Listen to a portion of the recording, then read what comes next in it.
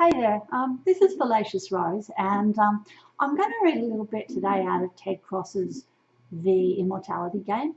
You can see these little ears sticking up here.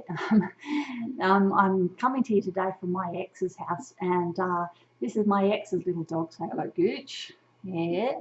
And she has a bit of a tendency, you have a tendency, to yap when I'm in the middle of a video. So anyway, this is my way of keeping her on the straight and narrow. So anyway, Ted Cross and the Immortality Game, just to give a little bit of a context, it's set in a world where civilization has collapsed. America's ruled partly by the Mormons and partly by a collection of warlords. Everybody's taken to meshing, which is basically an internet version of meth addiction, where you get plugged into the internet and then you just lie around playing in a virtual world while your body gets tended by nanobots and eventually you just die. But you're happy. And Russia is a gangster-infested mafia ruled plutocracy, so nothing much has changed there. So anyway, this starts when Marcus wakes up from his 8 years studying for his PhD. Phoenix, Arizona, Saturday, June the 7th, 2138, 10:15 p.m. MDT. Marcus sat up in the recliner and rubbed his eyes. How long was I out? The husky voice, that sounded almost, but not quite, like his dead father's, responded from the nearest wall speaker. 12 minutes, 42 seconds. You passed. I did? Relief coursed through Marcus as he exhaled. 6 years of hard studying, and now he finally had his degree. He reached back and unplugged the cable from the slot behind his left ear. Let it slide back into the wall socket. You sure, Papa? We're not supposed to know until tomorrow. You know me, said the voice that was a bit too monotone to mimic Yavia Sands' true voice. The system has to be top-notch to keep me out. I knew you'd pass, anyway. I know your mind. Marcus pushed the recliner back into place, stood and stretched his arm with a yawn. His shoulders popped. You should take a walk, said his father. You could use some exercise. I'm hungry. He glanced down at his expansive belly and scowled. And it's too late for a walk anyway. You just don't like to go outside, Yavia grumbled. Fine, eat. Now that you're through with school, we need to talk. Marcus strolled to the tiny kitchenette and sat on the stool. My usual, he said to the wall speaker. Medium pizza, pepperoni and black olives. 10 minutes, said the soothing female voice of the apartment. At least add a salad and an apple or something, Yavia said. You'll need the energy. What's that mean? You have some big plan to celebrate my doctorate? I need you to do something for me. Take a trip. A trip? To where? Marcus stood and walked to the single window on the far wall. Years ago, Phoenix would have been a sea of shining lights this time of night. Now, the darkness was broken only by the street lights and a scattering of lit windows. The sky should have blazed with tens of thousands of air cars. Instead, he could see only a few dozen. On Bell Road, 6 stories below, not a soul could be seen. Moscow? Marcus jerked his hands up from the window ledge.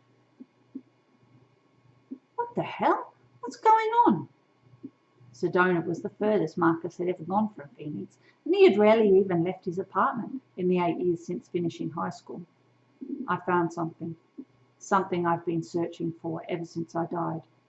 Was it Marcus's imagination, or did his father's flat voice actually have a hint of excitement in it? Go on. Someone plugged a data card into the web from an address in Moscow. It's clearly something that was never meant to touch the web. Research that must have been going on for decades, at least. Marcus smirked and walked back to the stool at the small table. The cloning thing again? The wall speaker emitted a sigh. You know better than that. Everyone does cloning. This is the digital copying of a full human mind, like I did, only much different, better. So, you already exist digitally. How does this change anything? No, I need to be real again. A few years' work with me to help them. Marcus shook his head. You won't convince me. I call you Papa because it makes things easier, and because you know how to fake it really well.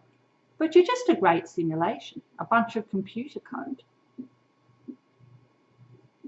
So anyway, there you go. So that's the Immortality Game, and from there it goes on to get much more exciting, and there are lots of gangsters and violence and chasing through Moscow, and I'm not going to include any spoilers, but it's a very fast-paced book and with lots of interesting concepts. What I liked most about this book was that it explores the idea of meshing, which isn't really too far from what people do now. So, for instance, I have friends who spend all their time in a room on the computer and playing computer games, and it seems like much more interesting than the real world. So I can see the attraction that meshing might have. And what I would like to know is if you were able to plug yourself into the internet and live a virtual life and have control over everything that happened in it, would you? Because I wouldn't. My son says he would, because that way you could be happy all the time and you could achieve everything that you want to have, and you could live a really exciting life, and you would really lack for nothing.